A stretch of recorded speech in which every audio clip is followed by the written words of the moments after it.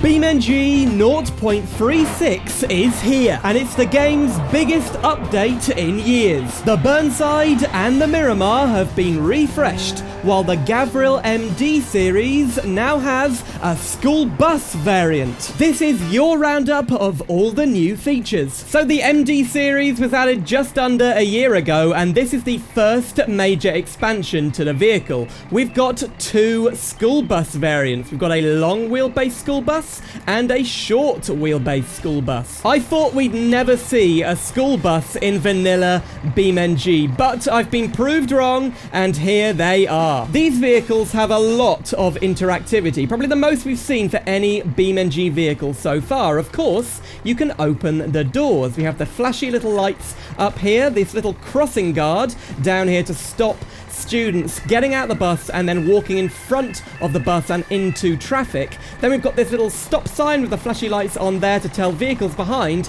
to stop and let kids get off. On the side of the bus, you can open these cubby holes for storage. We've got an emergency exit at the back and then an emergency exit here in the roof. You push it out and then open up the flap and you can escape onto the roof. There's another one right here and you can pull it. Oh no, you have to push it inside first. And then, there you go, really cool. You can interact with the door with this knob, and then over here we've got a very interesting panel with lots of interactivity. Half the buttons on here are interactive. I mean, this is like OMSI bus simulator levels of detail. We can turn on the fan, which is up here on the dashboard. We can turn on the different lights manually, so we can do the red light, the amber light, strobe light thingies, and we've got dome lights, which light up the interior. Really, really nice. You've got a big mirror up here so you can see what all the rowdy school kids are doing in the back, and then we've got a digital lighting display which shows exactly what the bus's lights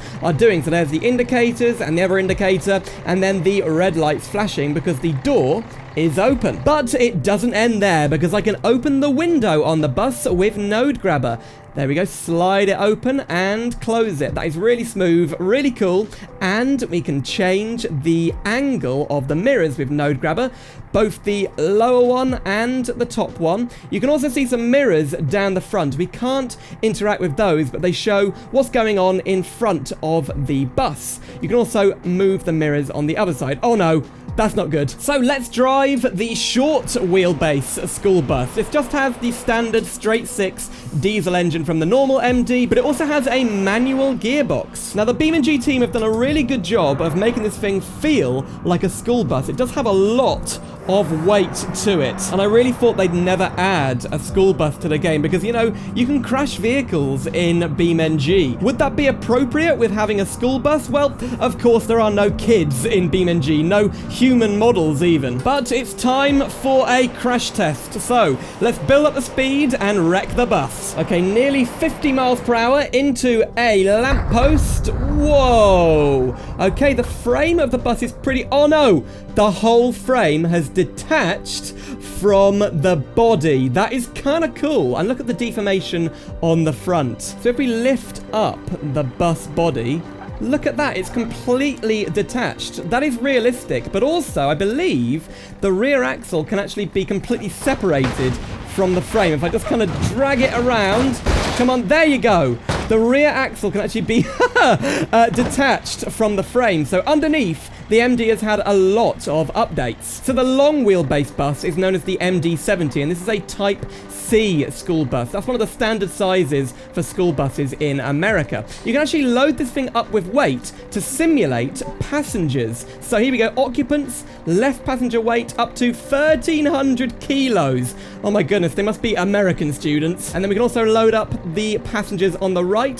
So now we've got 2.6 metric tons of passengers on board. Does it feel any heavier? Well, we are in the longer wheelbase one, but I'd say yes, it does. And this has a automatic gearbox. Let's take it for a crash test on the highway. Take a look at the indicators as well. They're actually arrows. I've never seen that on any vehicle before. This thing has about 252 horsepower, so it's a little bit more powerful, and we can easily cruise at over 60 miles per hour. So the school bus is capping out at 69 miles per hour. Slow motion into the excavator. Whoa, with all that weight, that is a lot of momentum. And look at all the bits that fly off the bus. There go the front wheels. What is that thing? That's the front windscreen, is it? Wow. Yeah, I really love this, and we couldn't have asked for a better school bus to be added to vanilla BeamNG. The MD series expansion doesn't end there, because there's 12 new configs, bringing the MD up to 32 configs. The update adds another type of bus to the MD. It's a prison bus. The MD-60 short wheelbase is the Belasco City Corrections bus. Inside we do have this little guard to stop the prisoners escaping, but then over here we've got the county prison bus with a siren. Oh yeah. So inside the guard can be opened with a key. So we open it and then go in here. You can see where all the prisoners would be sat, and then at the back there's this emergency exit thing which you can open with another guard and then get out the rear here. Some other cool variants. We've got an off-road short wheelbase school bus. Look at the tires on this thing and look how high riding the suspension is. That's crazy. Then there's the Derby buses. These things look great, partly because of the livery, but also look at the tires on this thing. They've been painted white. That's weird. I mean, BeamNG just turns into Wreckfest more and more with every update. And you can't have a big BeamNG vehicle without a JATO rocket variant. This is the rocket version of the school bus, but we've also got a long wheelbase version of the rocket bus with the ram plow on the front. Let's destroy some traffic. Now, the bus actually has nitrous as well as the JATO, so 811 horsepower. Oh, it's a manual. Off we go. Whoa, why is it a manual? Whoa, can I make it through here? Oh! Well, that's gone badly. It doesn't fit through the toll booth. Now, this thing is pretty fast, but I've got to put it back into neutral to stop the JATO and the speed we've got destroying the engine and locking it up. So, off we go. 120 down the highway, 3 vehicles in a line. 1, 2, 3, 4. Nice. Turn. Oh, the front wheels have locked up. Oh no, we've run out of juice. That's it. Wow. I think the JATO could do with it. Oh no! We actually lost one of the rockets. How did that happen? But yeah, really cool. Just, I wish the rockets had a bit more fuel in them. The next addition to the MD series is this armored truck. This thing is used to carry valuables and money, usually for banks. And this thing is absolutely indestructible. It's really, really strong, completely reinforced with bulletproof glass. You can't actually open the doors from the outside. Well, you have to unlock them with a key, and boom, they open. Then we go to the back. I think this has a key as well. Open, open. Look at that. A lot of space in here for your valuables, and also a seat here for a guard who I guess is armed. There's some more interactivity on the interior with this little panel down here. We can actually unlock the driver's door and the passenger door, and we can open them. There we go. Now, if I closed it, whoa, look how far it opens. So close the door and then lock the driver's door. I cannot physically open it. There's a little viewing window so the driver can see what's going on in the back, and then do you see this little handle on the roof? If I pull that one way and then look on the outside, we've actually opened a little air vent on top of the truck. So use node grabber and pull the handle the other way, and then the air vent opens to the rear, so we can open both ways. So what can we put inside the armored truck? Well, this has unique loads in the part selector, so we can have a $6 million pallet, a $36 million pallet, which looks like this. Oh, look at all that lovely money. Quite low resolution, but really cool they've added that. Then there's 20 $100,000 money bags, and these things are loose, so if you have the doors open, they'll actually fall out the back of the truck. And then it's a bit of a tight squeeze, but you can actually fit 2 of the XL cargo boxes from career mode. The final configs are the armored police car, which has even more protection on the windows. This is almost like a riot van, and then the siren.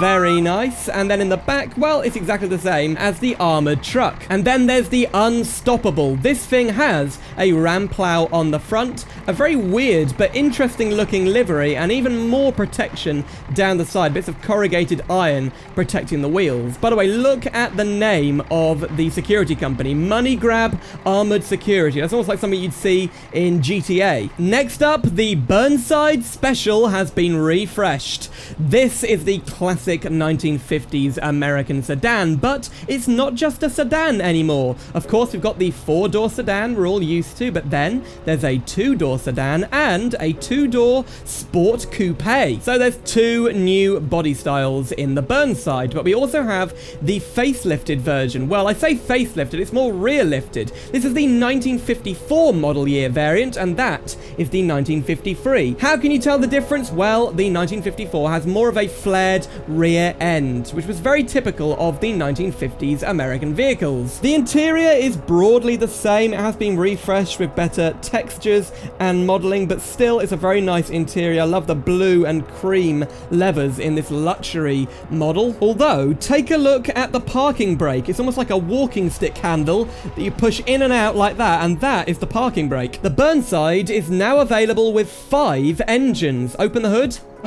I love that squeaky noise it makes. The engine has been slightly refreshed. This is one of the V8s, and this beige-coloured Burnside has the flathead or side valve engine, so the valves are actually contained within the engine block. It's a very interesting engine model. And listen to how it sounds.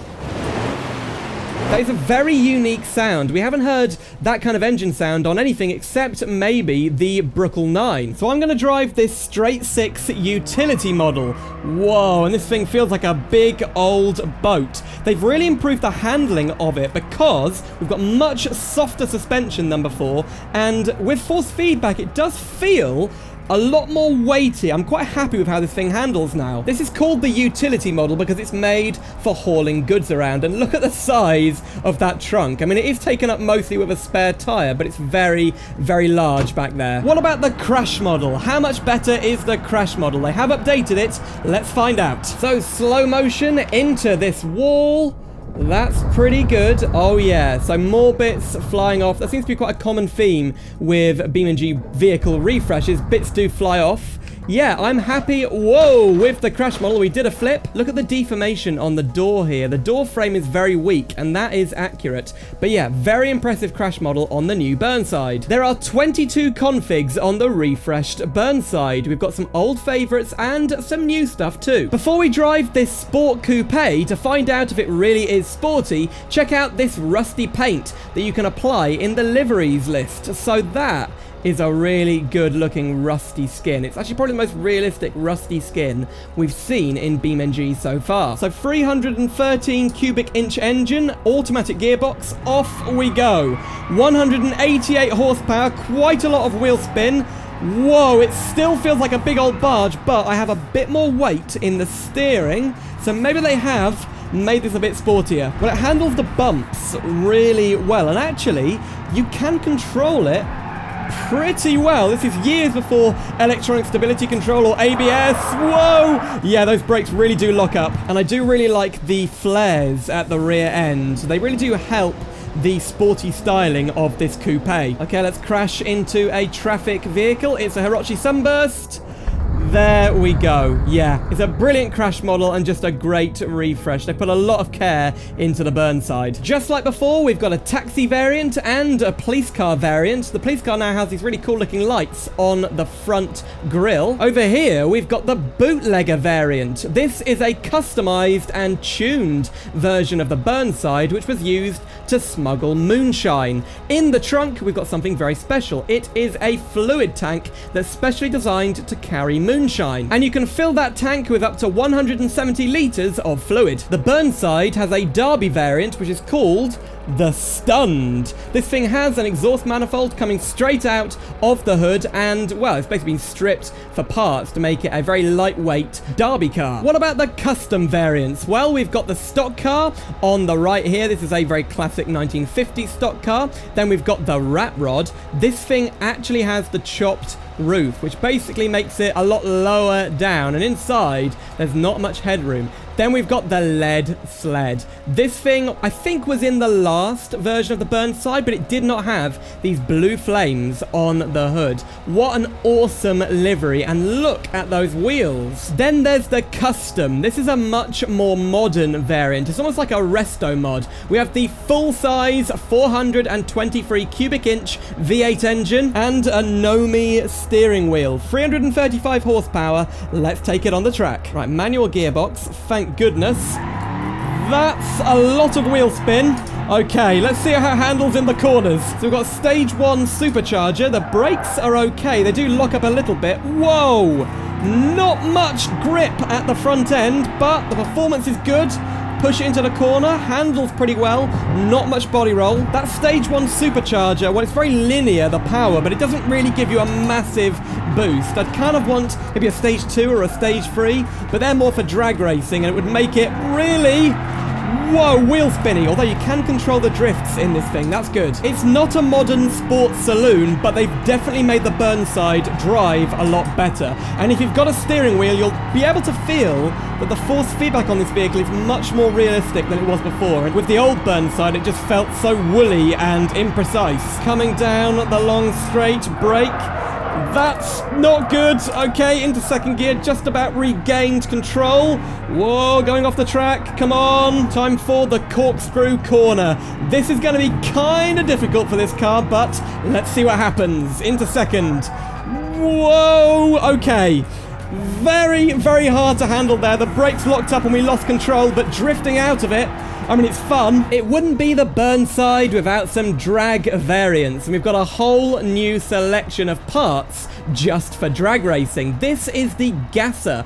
It is a type of hot rod. And gassers, well, they're quite well known for having these front exhausts. So the exhaust comes out next to the front fender. That's really cool. We've got these under rail suspension thingies. I think the car is going to launch itself in the air, and that will provide a bit more support than the weak chassis. Inside, we've got a full roll cage, some very swanky looking seats. Look at those. And look at the glass. It's tinted yellow. The name is quite funny. It's called the Uncrashable 2. I wonder what happened to the Uncrashable 1. Was it really uncrashable? Probably not. And it's by Rigid Body Brothers. A transmission by Packrat Fink, and engine built by George Burris. Don't know what the reference is there. Under the hood, 423 cubic inch V8 engine producing 581 horsepower, but it is naturally aspirated. There's also a refreshed version of the classic Burnside drag. It has 1,500 horsepower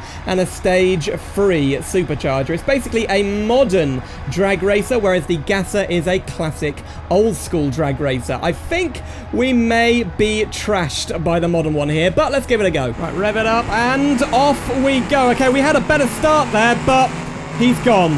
Yeah, so we have a good start, but not the power to accelerate that quickly down. Oh, I've only got 4 gears. Oh dear, whoa, the rear brakes have locked. You know, 10.783 is not a bad quarter-mile time, though. What speed did he pass the line at? He passed it at 165 and us 121. Oh dear. But what an epic-looking vehicle. It's totally unique, and I'd love to see more gasser content in BeamNG in the future, so this thing has a fair opponent to race against. The next big thing in the 0.36 update is the Ibishu Miramar refresh. This car was first added to BeamNG 9 years ago, and this is its first major content update. Look at this thing, doesn't it look different? So this one here is the facelift version of the Miramar, and I think it's styled to look quite like the second generation Nissan Skyline. It has quad headlights, and then the grille kind of goes down here to create a more sloping hood. In the middle, it is the normal Miramar we saw in the old version with just the 2 headlights at the front, but then at the back, we've got a new body style. It's a ute. Really nice looking ute here with 2 little handles. You can fold down quite a lot of room in the bed here, and you can load the bed with lots of different kinds of things. I've put some hay bales in the back there, and again, the facelifted front end on this yellow one, but it's a coupe. So the refresh now has 2 new body styles to add to the sedan. There are now 27 configs for the Miramar. So much to see in here, so let's get driving. This is a variant of the ute called the Plucky. It's got a covered bed and a very interesting sticker decal down the side here. We also have a non-openable fuel filler flap.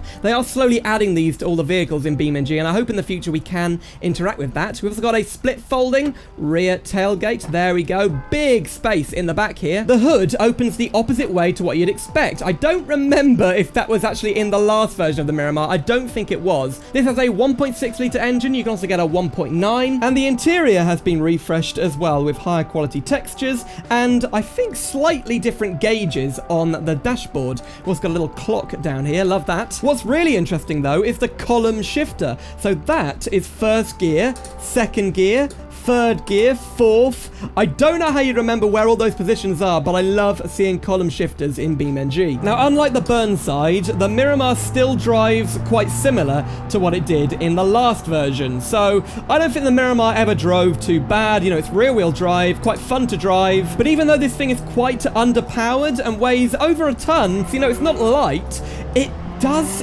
whoa, it is quite quick. Yeah, 85 horsepower, and it goes pretty well. What about the crash model? Has that been improved a lot? Slow motion?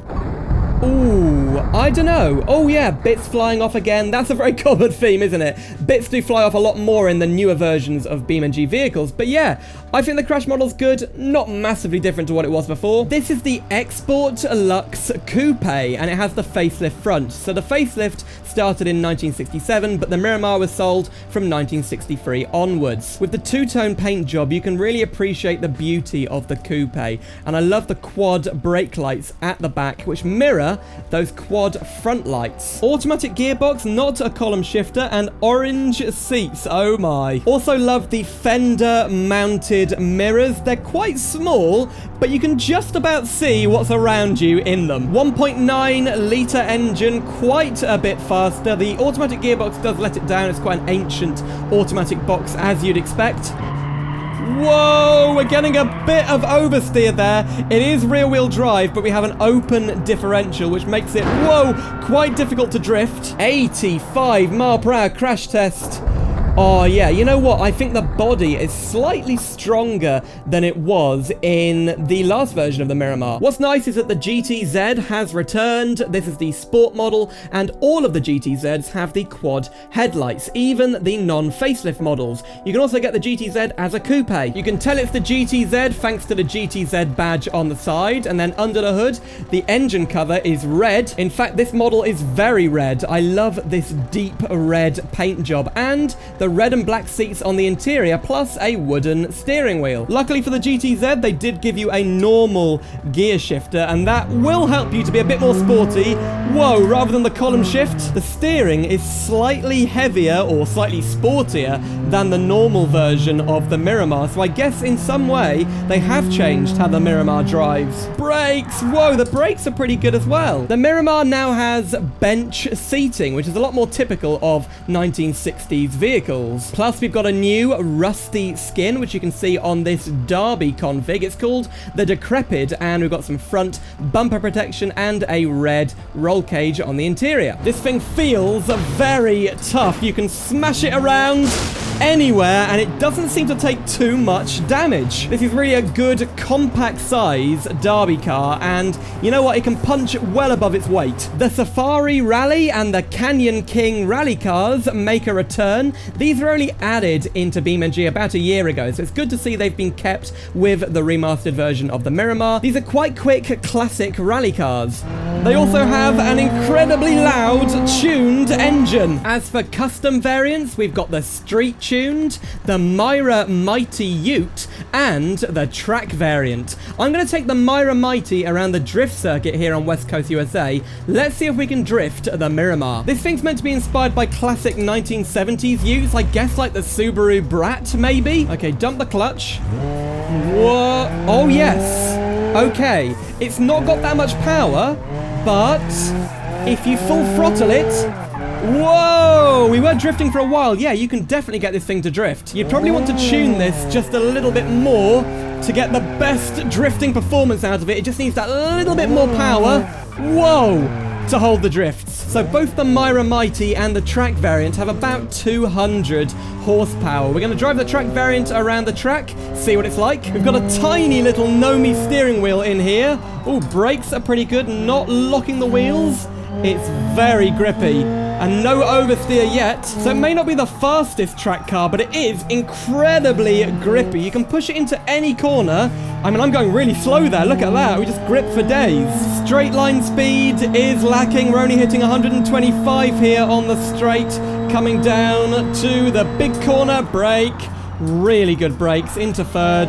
push it in, still gripping. Right, up to the corkscrew corner. Get into the corner, brake a little bit, second gear. Whoa, lost a bit of control there, but taking it pretty quick. We're on 2 wheels for a bit of that corner. Yeah, it's a good track car. So what about the other vehicles? Well, there are no new configs for any of the other vehicles in BeamNG, but they've all received fixes and tiny improvements. The only change for the other vehicles that's worth mentioning is for the Wentworth bus, because on the interior, the Wentworth finally has interactive buttons. We can open the door with that handle. There you go, it's opening, and then over here, we can kneel the bus and select the gears with these buttons here. So considering that and the fact a school bus was added in this update, will BeamNG have some kind of big bus mission or bus mode update in the future? BeamNG 0.36 does not have any major updates for any of the maps, but there are still a few new things you can see in the game world. First of all, mission markers are less intrusive. They're a lot smaller than before. You can see there's 2 here, and also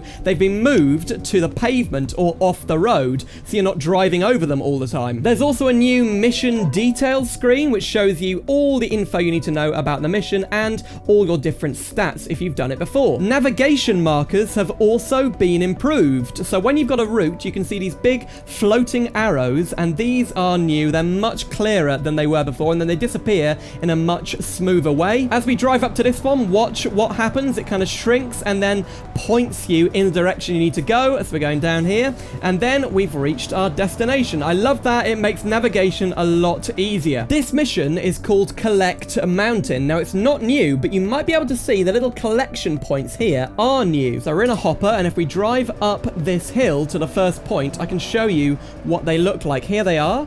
Now, they look a lot cleaner than they did before, and then they glow and get slightly bigger and spin around. That is a really nice improvement to these missions. But then if you press escape on any mission, the camera zooms out and you can see the mission details here, just like you can before you started the mission. There are 3 new scenarios added in the update, and they showcase the 3 new vehicles. We've got Miramar Menace, Fragile Asset, that's with the MD armored truck, and Outback Bangers with the Burnside. So this is the mission Fragile Asset. We're going to chase the armored truck in this police car because it's just been stolen from a bank. But look down the bottom left, it says record mission replay. It does warn you about reducing the frame rate, but you can now record missions. So you can now record drift missions, time trials, AI races, and chases. And this is a chase mission. Right, he's down there. Let's get him. Right, there he is. How on earth are we going to stop this guy? I think I'm just going to get in front of him and brake. And brake. Oh, come on. Where's he going? Where is he going? Are you going down there? Oh, we can easily stop him here. Come on. Into the wall. Come on. Right, that didn't work, but I think he's about to crash into that wall. Oh, if we could hit him into one of these walls, that'd be great. Can I pit maneuver a big armored truck, I wonder?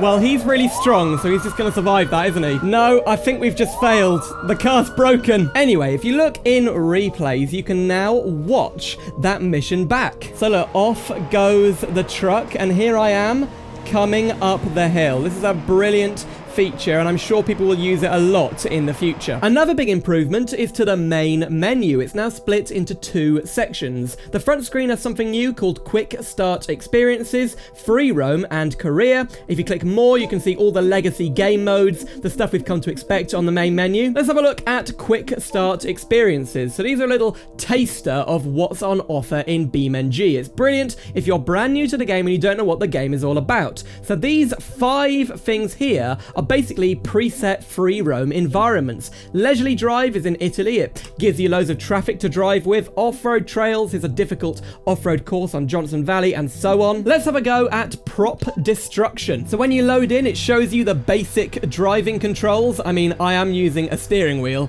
so this isn't really very relevant to me. And then we've got a little thing down here which shows you the different key bindings. So let's go. Drive into props and smash them with your car. You can use the radial menu to change and reset props. There's a cannon. Whoa, here we go. I mean, that's just rock solid. How are we going to destroy that? And then little pigeon here. Oh, I've just seen what we can do. Okay, let's crush the pigeon with the steel coil. Off we go. Bang, come on. Wow, that's heavy. That's bit more speed required. Here we go. That's better. Bang. Come on. Oh, that's amazing. So you can see how cool these game modes would be if you're brand new to BeamNG. Below the free roam presets, we've got 10 challenges, which are missions to showcase all the different things you can do in BeamNG. We've got rock crawling, barrel knocking, and all sorts of stuff. So the radial menu was updated in the last version of the game, and this version improves on it quite a bit. You now have 3 spare slots down here. If you right-click them, you can add an action, and it shows your recent actions, vehicle actions, and free roam actions. So let's add fun stuff, destruction, boom. Yeah, let's add boom to the radial menu. There are some new things in the fun stuff controls, but watch what happens when I click boom. This is a new explosion effect. Ready? Whoa! The vehicle explodes outwards. That is so much more exciting than the explosion we had before. Then, if you set a destination on the map and come to the AI menu, you can actually tell the AI to race or drive to the destination you set. So if I click race, yep, there goes the pigeon off to the destination. That is going to help a lot with setting up quick races in free roam. The UI improvements don't stop there, because if you look in the vehicle menu, all the vehicle previews have been updated. It looks like the lighting is quite a lot better in all of the previews, and then if you click on any vehicle, all of the trims and variants also have the updated images. When you pause the game, you can see the new pause icon. It's a lot smaller, a lot less intrusive, but if you open up the controls menu here and click on any of these controls, it takes you straight to the controls menu so you can rebind the button. The photo mode has also been improved. You now have something called smart autofocus, which basically tells the focusing to focus on the car. You can change the aperture. Look at that. There we go. Smart autofocus, even though it's blurred right up to there. Look at that. We're blurring here and blurring there, but the car is still in focus. Yeah, that's really cool. Depth of field has also been improved right throughout the game. So if you haven't been using depth of field recently, maybe try turning it on and see if you can spot the improvements. Then we've got extra features in the menu here, and open up the tab. We can reset the post FX settings, get rid of the depth of field. You can also save the camera position with this button, so I can click load and watch the camera goes over there, or save the settings like depth of field and ambient occlusion with this button here. Now if I do a burnout and leave some grubby tire marks, there we go. Now we can clean the tire marks with this button here. So I'm going to click it. Boom, they're gone. The parts list is now blue when you click a drop-down menu. That means it's much easier to read. There's also a new color menu for vehicles, which makes it much easier to paint the car the color you want. Up here, we've got a paint preview, so you can see exactly what the paint will be like, and then drag the slider around. It's automatic. Yeah, that's much, much better. And the time of day slider has been improved because noon is now in the middle of the slider. That makes it much easier to gauge exactly what time you want to set. Career mode has also been improved. You can now rename vehicles by coming to your laptop, clicking on My Vehicles, and then you can rename them here. So let's call this, Big Boy Car, why not? Okay, and then you can easily see which car is which because of its new name. The way you sell vehicles has also been changed. You don't sell them immediately, you list the vehicle for sale, and you'll get offers for the car as time goes on. Also, the vehicles that have just sold now have a big sold sign on them. I really like this little detail. It implies that other people in the game world are buying vehicles like AI. Oh look, up the top right, we just got a new offer for the Big Boy Car. Let's go My Vehicles, go to vehicle listing. Oh, they're going to give us 10 grand less than what it's worth. Whatever, take it, I'll take the money. Another interesting update in this version of BeamNG is that gamepad vibration for Xbox controllers has been updated. So to enable it, plug in your Xbox controller, go to the controls menu, and then click force feedback. Then you can see the little L here, that is the joystick for the controller. Click on it, and now you have to activate force feedback configuration here. Once it's enabled, type in 100 to the strength, and now let's try and drive this car. So, driving away, can I feel yes, it is vibrating. It's quite hard to show this on camera, but it is actually vibrating as I'm drifting. Now let's crash. Yep, it vibrates. So you can turn it up a bit more than that. It's quite weak, but Vibration is now a fully fledged feature in the game. And finally, you can now change the language of the BeamNG launcher. It only affects the launcher itself, but it's great to see BeamNG being open and inclusive to lots of different languages. And all the usual bug fixes and improvements cap off the BeamNG 0.36 update. What is your favorite part of this update? Is it one of the vehicle refreshes, or is it the school bus or MD update? I'd love to know in the comments. But thank you so much for watching. If you'd like to learn what are the top 10 most downloaded BeamNG mods of all time, click the video on screen right now. I think you'll find it pretty interesting. And I'll see you soon for some more simulator adventures.